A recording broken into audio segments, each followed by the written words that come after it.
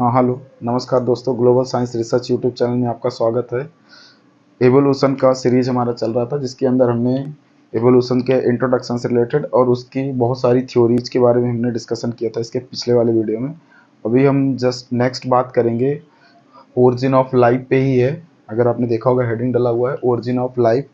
Origin of life पर हमने बात की थी केमिकल इवोल्यूशन की। केमिकल इवोल्यूशन के अंदर हमने सबसे पहला एक्सपेरिमेंट आपको बताया था ओपेरिन और हेल्डेन का। तो आपको पता होगा कि ये जो एक्सपेरिमेंट आज आप पढ़ने वाले हो, ये ओपेरिन और हेल्डेन के जो किए गए एक्सपेरिमेंट है उसको प्रूफ करने के लिए किया गया था एज ए एविडेंस कि जो ओपेरिन और हेल्डेन ने किया था मॉडर्न हाइपोथेसिस केमिकल इवोल्यूशन पर बेस्ड थ्योरी, वो सही थी, इस बात को प्रूव करने के लिए। हालांकि आपको पता होगा कि इसके पहले ए बायोजेनेसिस थ्योरी के अंदर एक साइंटिस्ट थे, उन्होंने ही हेल्महोल्ट्ज नाम के एक साइंटिस्ट थे, उन्होंने पहले ये बता दिया था कि लाइफ जो आई है वो नॉन लिविंग से आई। लेकिन जो उनका जो बोलने का तरीका था कि भाई जो स्वेट से भीगा हुआ कोट है उससे लाइफ आ गई, आपके भीगे हुए आटे से लाइफ आ गई, है ना। इस तरीके से जो उन्होंने उल्टी सीधी थ्योरीज या एग्जाम्पल दिए वो थोड़ा सा अटपटा लग रहा था। उनका कहना था कि अचानक लाइफ आ गई, लेकिन जब हमने यहाँ एनालिसिस किया तो अचानक नहीं आई लाइफ। ये बहुत लंबे समय, बहुत एक लंबे टाइम का ये एक रिजल्ट है, ठीक है ना।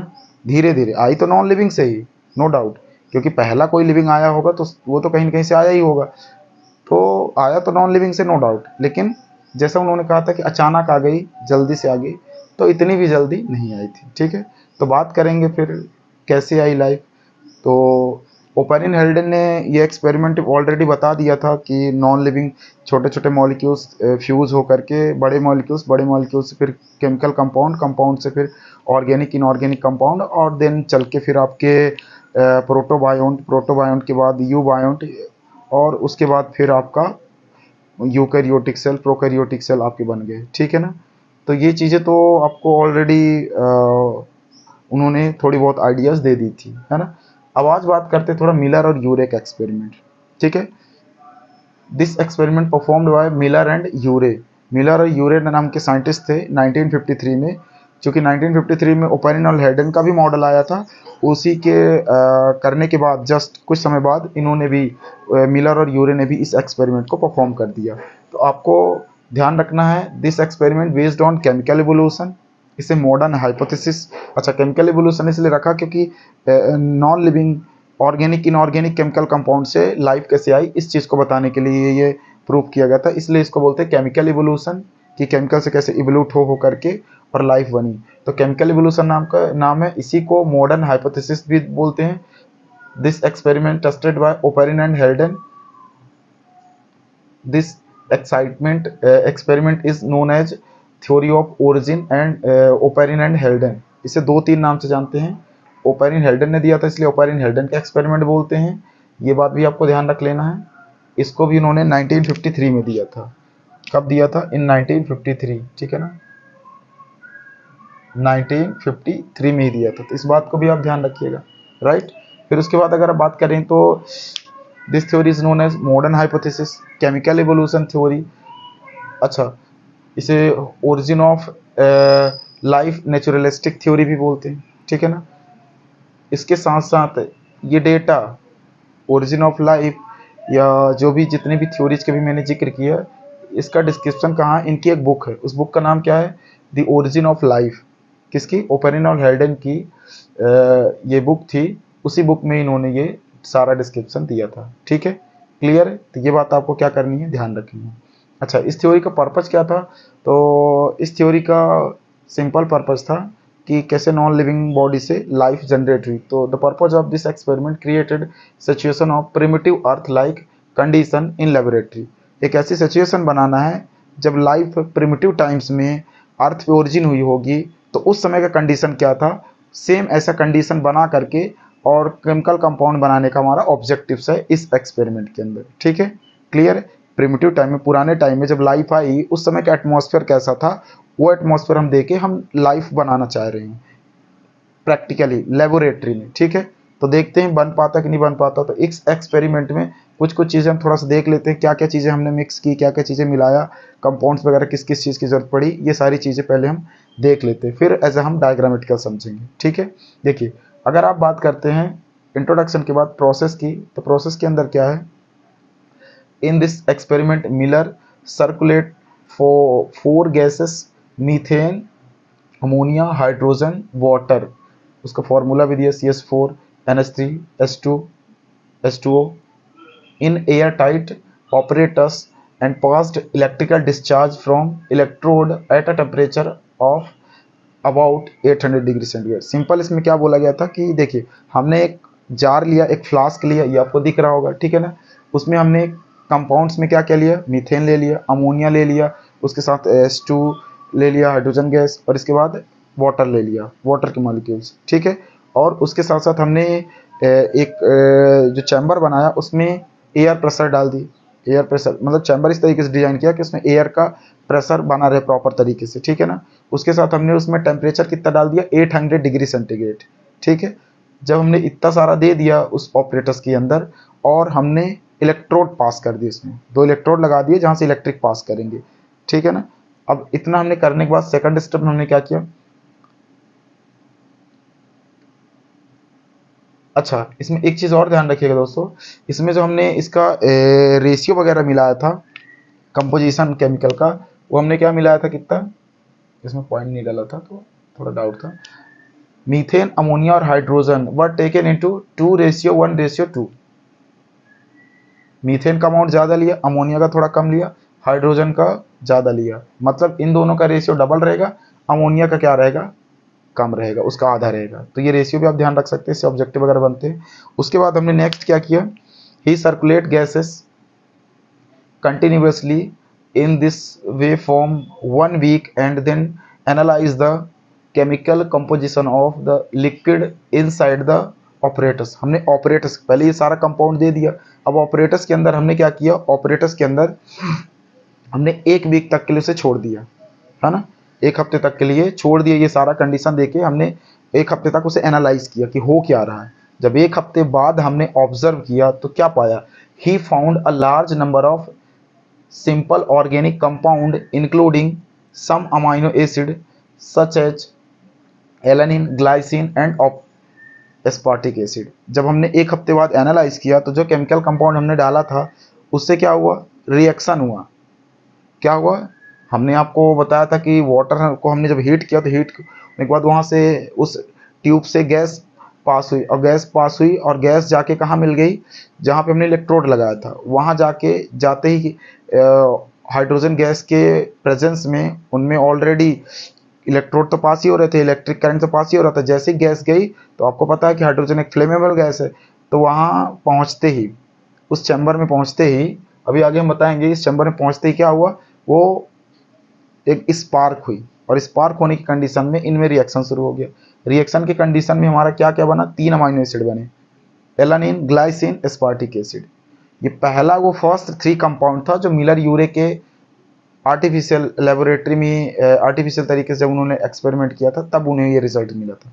तो 3 तरीके के हमारे अमाइनो एसिड बनेंगे। उसके अलावा कुछ और कंपाउंड्स बनते हैं and other substances such as were urea, hydrogen, उसके अलावा cyanide, lactic acid, acetic acid were also present. उसके साथ साथ ये अलग से यूरिया वगैरह, हाइड्रोजन गैस, साइनाइड वगैरह, ये कुछ कंपाउंड्स अलग से भी मिले, है ना, ऑब्जर्व किया गया था। अच्छा एक चीज़ और ध्यान रखिएगा, सोचिए जब उस समय अर्थ में ऐसी सिचुएशन थी तो उस समय क्या ऑब्जर्व किया गया था, तो in similar experiment formation of sugar, nitrogen bases, pigments and fat was observe. ये उस समय जब अर्थ में ऐसी सिचुएशन थी तब उस समय ऑब्जर्व किया गया था, ठीक है। क्योंकि इस बात से तो यही एनालिसिस लगाया जा सकता है कि जब इतने कंपाउंड है तो वो रहा ही रहा होगा, है ना, प्रिमिटिव अर्थ में, तभी तो हमारी बॉडी में आज प्रेजेंट है। उसके साथ साथ नेक्स्ट है the synthesize of carbohydrates, fat and amino acid. Amino acid में 3 टाइप के अमाइनो एसिड हमने बता दिया, एलानिन, ग्लाइसिन, उसके साथ साथ एस्पार्टिक एसिड, ठीक है ना, यहाँ पे एस्पार्टिक एसिड है, सॉरी ये एलानिन 2 बार हो गया है, aspartic acid, aspartic acid, right, aspartic acid, ठीक है। and other complex probably occur in sea, which has been described by the Haldane and as a the hot dilute soup. अच्छा, इन compound के mixture से जो solution बना, क्योंकि उस समय जलता हुआ एक लावा था, मैग्मा था अर्थ में, तो उस सिचुएशन को इन्होंने क्या कहा, उस सिचुएशन को उन्होंने कहा द हॉट डाइल्यूट सूप, एक जलता हुआ सूप, ठीक है ना, एक जलता हुआ गर्म लावा था उस समय, ऐसा एटमॉस्फेयर इन्होंने इसको देख करके, क्योंकि टेम्परेचर इन्होंने जो दिया था 800 डिग्री सेंटीग्रेड दिया था, और 800 डिग्री सेंटीग्रेड में तो कोई भी चीज़ एकदम जलने लगेगी। देखिए ये इतना हम मेंटेन कर सकते हैं इसलिए इतना दिया, वहाँ तो 8000 भी हो सकता है, 8000 भी हो सकता है टेम्परेचर, उससे कहीं ज़्यादा ही होगा, बल्कि उसमें ही लाइफ बन रही थी। देखिए कंपाउंड्स में फ्यूज़न हो रहा था, और यहाँ पे हमने कितना टेम्परेचर रखा है, हमने 800 डिग्री रखा है, क्योंकि हम इतना ही मेंटेन कर सकते हैं, ज़्यादा रखेंगे तो हमारा जो ऑपरेटस है वो डिस्ट्रॉय हो सकता है। ठीक है, तो ये चीज़ें आपको क्या करिएगा, ध्यान रखिएगा। तो उसको उन्होंने क्या बोला, द हॉट डाइल्यूट सूप, एक जलता हुआ मैग्मा को उन्होंने सूप बोल दिया, ठीक है ना, एक हॉट सूप, गर्म soup. Next, the formation of protein molecules considered a landmark in the origin of life. ये पहला वो कंपाउंड्स था, ठीक है ना, अमाइनो एसिड, जो आगे चल के क्या बनाने वाला था, प्रोटीन मॉलिक्यूल्स, जिससे लाइफ बनने वाली थी। तो आपको पता है कि ये जो लाइफ बनेगी वो किससे बनेगी, प्रोटीन से ही बनेगी। बॉडी जो आपकी बनी है प्रोटीन से, प्रोकैरियोटिक बॉडी ले लो, यूकैरियोटिक बॉडी ले लो, है ना, ये सब किससे बना है, प्रोटीन से ही तो बना है। अच्छा देखिए, ये तो केमिकल एवोल्यूशन का रिजल्ट था।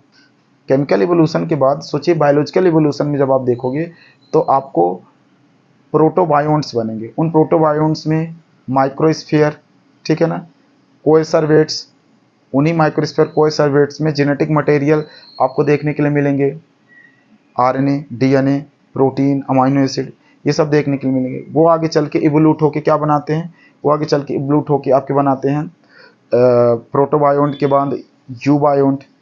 यूबायोन्ट जैसे ही यूबायोन्ट में एंट्री करता है तो प्रोकैरियोटिक जो फोटोसिंथेटिक एनारोबिक बैक्टीरिया वो एरोबिक में कन्वर्ट होते हैं, और एरोबिक में कन्वर्ट होने के बाद वही बैक्टीरिया आगे चल के प्रोकैरियोटिक सेल बनाएंगे, ठीक है ना, prokaryotic cell, photosynthetic, autotrophic, prokaryotic, aerobic bacteria बनाएंगे, और एरोबिक बैक्टीरिया आगे चल के प्रोकैरियोटिक सेल ऑलरेडी कहलाते हैं, ठीक है। फिर वही जब आगे चल के डेवलप्ड हो जाते हैं तो वो किस में कन्वर्ट हो जाते हैं, वो यूकैरियोटिक सेल में कन्वर्ट हो जाते हैं, है ना। तो ये बात आपको क्या करना है, थोड़ा सा ध्यान रखना है, बायोलॉजिकल एवोल्यूशन में भी थोड़ी पॉइंट आपको ध्यान रखनी है। इस चीज़ को जो आपने यहाँ ऑब्जर्व किया ना, इसे थोड़ा सा हम डायग्रामेटिकल अंडरस्टैंड करते हैं, क्या क्या चीज़ें हो रहा है, ठीक है। देखिए हमने एक फ्लास्क लिया, ठीक है ना, इसको हम बोलते हैं क्या, ये जो फ्लास्क है क्लोज फ्लास्क बोल सकते हो, या एक इलेक्ट्रिक डिस्चार्ज फ्लास्क बोल सकते हो, ठीक है, क्लियर, इलेक्ट्रिक डिस्चार्ज फ्लास्क। इस फ्लास्क में हमने क्या क्या चीज़ें कहाँ कहाँ का लगाई, पहले वो थोड़ा सा इंट्रो आपको दे देते हैं। देखिए ये हमारा स्पार्क डिस्चार्ज है, जहाँ पे स्पार्किंग के बाद केमिकल कंपाउंड्स फ्यूज़न होंगे। ये हमारे चारों गैसेस हैं, ये हमने यहाँ पे मिक्स कर दिया। मिक्स करने के बाद हमने क्या किया, टेम्परेचर कितना रख दिया, 800 डिग्री सेंटीग्रेड। टेम्परेचर रखने के बाद 2 इलेक्ट्रोड लगा दिए, एक निगेटिव एक पॉजिटिव, ठीक है। इलेक्ट्रोड लगाने के बाद हमने यहाँ वाटर आउट करने के लिए और यहाँ वाटर इन करने के लिए, भाई यहाँ वाटर जब कंडेंस होगा, भाई एयर जब धीरे धीरे क्या होगी, ठंडी होगी, तो वाटर कंडेंस होता जाएगा, कंडेंस होकर वाटर बनता जाएगा, तो वो वाटर को आउट करने के लिए जगह और ये वाटर इन करने के लिए जगह, क्योंकि जब हीट करेंगे तो वाटर बाहर निकलेगा, तो इसलिए वाटर इन करने के लिए इधर है और आउट करने के लिए इधर है। ये कंडेंसर है, क्योंकि जब गैस कंडेंस होगी तो कंडेंस होने के बाद उस गैस को रखा कहाँ जाएगा, तो ये कंडेंस करके गैस को हम यहाँ कंडेंस कर लेंगे ताकि हमें पता कर सके कि कंपाउंड्स में क्या क्या बने, ठीक है।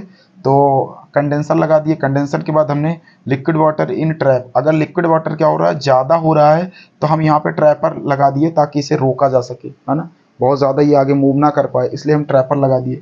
फिर इसके बाद बॉइलिंग वाटर, यहाँ एक जार भी लगाते हैं, मैंने मेंशन नहीं किया है, तभी तो इसे हीट करेंगे। हीट करने के बाद ये हाइड्रोजन गैस जो कि एक फ्लेमेबल गैस है वो मूव करके आपके इलेक्ट्रिक डिस्चार्ज वाले चैम्बर में जाएगा, ठीक है। तो हमने क्या, ये एक बॉइलिंग वाटर, एक ट्यूब ले लिया, एक कॉनिकल फ्लास्क ले लिया जिसमें बॉइलिंग वाटर वगैरह को बॉयल करेंगे। कंट्रोलर लगा दिया यहाँ पे।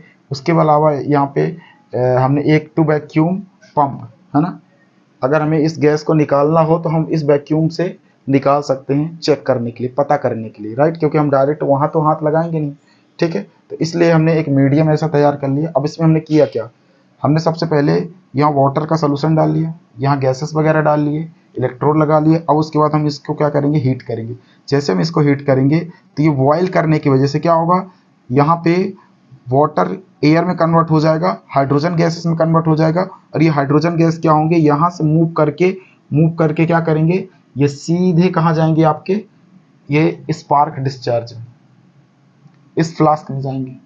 यहाँ पे लगे हैं 2 इलेक्ट्रोड। अब आपको पता है इलेक्ट्रोड में ऑलरेडी करंट, इलेक्ट्रॉन मूव करते हैं, तो अगर उनको हाइड्रोजन गैस मिल गया तो हाइड्रोजन गैस से रिएक्ट करके क्या करेंगे, स्पार्क करेंगे।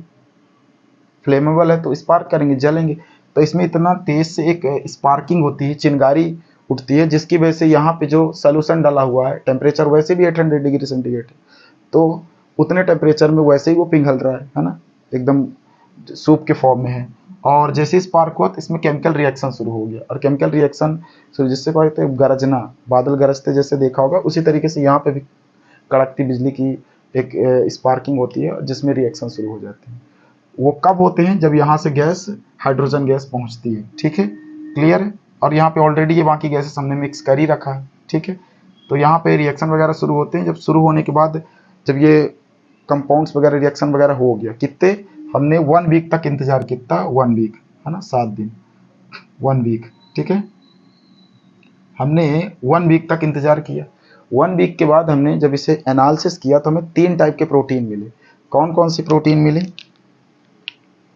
3 टाइप की हमें जो प्रोटीन मिली वो मिली एलानिन, ग्लाइसिन और एस्पार्टिक एसिड, ठीक है, क्लियर है। इतनी चीज़ें हमें इस रिएक्शन के बाद मिली, ठीक है। और इस अमाइनो एसिड से हमें पता चल गया कि चूंकि अमाइनो एसिड आगे चल के प्रोटीन बनाएगी, और प्रोटीन से बॉडी का फॉर्मेशन हो सकता है। तो इस बात से हमें ये एक्सपेरिमेंट से हमें ये तो एनालिसिस हो गया कि कहीं ना कहीं अगर ऑर्गेनिक कंपाउंड या इनऑर्गेनिक कंपाउंड बन रहा है तो इसका मतलब लाइफ क्या की जा सकती है, बनाई जा सकती है। और इस एक्सपेरिमेंट को हम क्या बोलते हैं, मिलर-यूरे का एक्सपेरिमेंट। ये क्लोज फ्लास्क में ये सारी प्रोसेस हो रही है। आई होप कि ये आपको समझ में आ गया होगा। एक बार रिपीट करते क्या क्या हमने देखा, फिर इसके बाद हम अगला नेक्स्ट सेशन हम लैमार्किज्म डार्विनिज्म पे बात करेंगे, ठीक है ना, अगला वीडियो। देखिए हमने क्या किया, इंट्रोडक्शन देखा, इसका बेसिक दिया किसने था, मिलर-यूरे ने दिया था, ठीक है ना। उसके बाद इस एक्सपेरिमेंट को 2-3 नाम से जानते हैं, chemical evolution, modern hypothesis theory, Miller Urey का एक्सपेरिमेंट तो बोलते ही है, ठीक है। मतलब कि ये बेस्ड किस पर, थ्योरी ऑफ ओपेरिन एंड हेल्डेन, ठीक है, क्लियर। उसके साथ साथ ओपेरिन हेल्डेन ने इस एक्सपेरिमेंट को पहली बार परफॉर्म किया था, फिर इसके बाद प्रूव करने के लिए मिलर-यूरे आए, है ना। दोनों का टाइम मेरा 1953 ही है। साथ ही साथ इस एक्सपेरिमेंट को modern hypothesis, chemical evolution, origin of life, naturalistic theory, ये अपनी ओरिजिन ऑफ लाइफ बुक में ये सारा डेटा इन्होंने दे रखा है, किसने, ओपेरिन एंड हेल्डेन ने।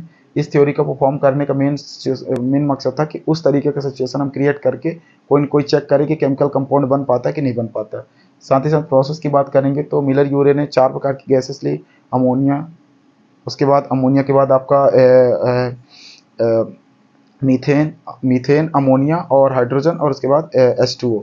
ये 4 कंपाउंड्स लेने के बाद एक वैक्यूम ट्यूब में उन्होंने डाल दिया, ठीक है ना, एक फ्लास्क, क्लोज फ्लास्क में ये गैसेस को डाल दिया। डालने के बाद उन्होंने 800 डिग्री सेंटीग्रेड टेम्परेचर कर दिया। अब इनका जो रेशियो रखा वो 1:1:2 रखा, मतलब मीथेन डबल, मीथेन और हाइड्रोजन का जो कंपाउंड्स रहेगा, कॉम्बिनेशन रहेगा, वो सेम रहेगा और एज कम्पेयर टू अमोनिया की, ठीक है ना। अमोनिया का आधा हो, मतलब अमोनिया आधा रहेगा इन दोनों की। फिर इसके बाद हमने क्या किया, इसको 1 वीक तक ऑब्जर्व किया। ऑब्जर्व करने के बाद हमने देखा कि 3 टाइप के अमाइनो एसिड बने, साथ ही साथ कुछ और केमिकल कंपाउंड बने, urea, hydrogen cyanide, lactic acid, साथ साथ एसिटिक एसिड, ठीक है ना। ये चीज़ें जब ऑब्जर्व किया तो उन्होंने एनालिसिस किया होगा कि ये तीनों कंपाउंड्स पहले भी प्रिमिटिव अर्थ के टाइम में भी बने होंगे। कब, जब आपका अर्थ प्रिमिटिव टाइम में रही होगी तो उस समय शुगर, नाइट्रोजन बेसेस, पिगमेंट्स और फैट्स, कार्बोहाइड्रेट्स वगैरह, अमाइनो एसिड वगैरह, ये उस समय भी देखे गए थे, ठीक है ना। और इसको इन्होंने कहा क्या, ये जो कंडीशन बनी, जो फ्लूइड बना एक इतने हाई टेम्परेचर में, उस कंपाउंड्स को इन्होंने बोला द हॉट डाइल्यूट सूप, उस सिचुएशन को बोला, ठीक है ना, कि ये एक जलता हुआ सूप है, सूप जैसा कंडीशन है। इस एक्सपेरिमेंट में प्रोटीन वो पहला मॉलिक्यूल्स था जो किसी न किसी लाइफ को लाने वाला था, जो कि बना किससे था, अमाइनो एसिड। ठीक है ना, तो ये बात ध्यान रखिएगा। इसके बाद हमने डायग्राम को आपको एक्सप्लेन करने की कोशिश की, किस तरीके से हमने इसको गैस को बॉयल किया। बॉयल करने के बाद ये सीधे गैस गई इस चैम्बर में, स्पार्क वाले चैम्बर में, स्पार्किंग हुई। यहाँ पर हमने 4 गैस वैसे मिला रखा था। इसके बाद हमने इसको क्या किया, मीथेन, अमोनिया, ये सब मिक्स होने के बाद गैसेस, इनमें रिएक्शन वगैरह हुआ तो हमारे 3 टाइप के alanine, glycine, स्पार्टिक acid, amino acid बने। साथ ही साथ जो वाटर वगैरह बची तो ये आउट कर दिया गया, और अगर वाटर की ज़रूरत हुई तो हमने यहाँ अगर डालना हुआ तो यहाँ से हमने इन कर दिया। यहाँ वाटर ज़्यादा ना हो जाए इसलिए कंट्रोलर लगा दिया। ठीक है ना। उसके साथ साथ जैसे ही हमने यहाँ से गैसेस भेजी तो स्पार्किंग के बाद ये अमाइनो एसिड आपके ऑलरेडी बन गए। इससे हमें ऑब्जर्वेशन हो गया कि जो उन्होंने ओपेरिन हेल्डन ने केमिकल एवोल्यूशन थ्योरी दी थी कि जो life I, origin of life वो केमिकल से आई, तो कहीं ना कहीं उन्होंने, या नॉन लिविंग से आई तो कहीं ना कहीं, या नॉन लिविंग मैटर से आई, केमिकल कंपाउंड से आई, वो बात सही प्रूव कर दिया मिलर यूरे ने। तो आई होप कि ये एक्सपेरिमेंट आपको समझ में आया होगा, और अगर आया होगा तो आप अपने दोस्तों के साथ शेयर करिए और इस वीडियो को एंजॉय कीजिए। और अगर पसंद आता तो इस वीडियो को लाइक ज़रूर करें, अगर नए हैं तो सब्सक्राइब भी कर सकते हैं। जय हिंद।